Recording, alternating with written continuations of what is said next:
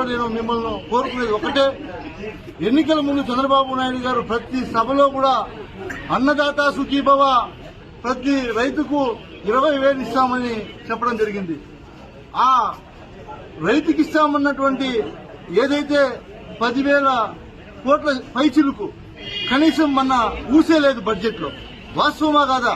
దీన్ని ఈ ప్రజాస్వామ్యంలో అడిగే హక్కు ప్రజా ప్రతినిధులుగా మాకెంతుందో మీడియా సోదరులకు మీకు కూడా అంత హక్కు ఉందని కూడా నేను ఒకసారి మీడియా సోదరులు అందరూ కూడా గుర్తు చేస్తున్నా.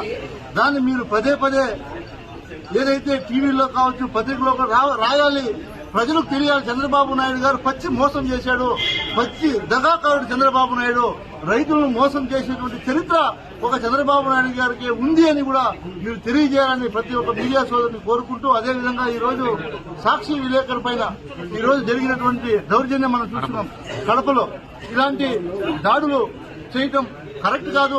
గతంలో కూడా మేము అధికారంలో ఉన్నప్పుడు ఏ విలేకరుల మీద, ఏ ఛానల్ వాళ్ళ మీద కూడా దాడులు జరిగినటువంటి సంఘటనలు లేవు. ఇచ్చారో రైతులకు మీరు చెప్పినటువంటి మాటను మేము గుర్తు చేస్తున్నాం.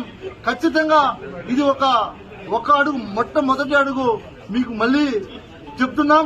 మీరు కానీ నెరవేర్చకపోతే ఇంకా 2వ అడుగు తీవ్రంగా ఉంటుంది అని కూడా మేము తెలియజేస్తూ ఈ ప్రభుత్వానికి హెచ్చరిస్తున్నాం.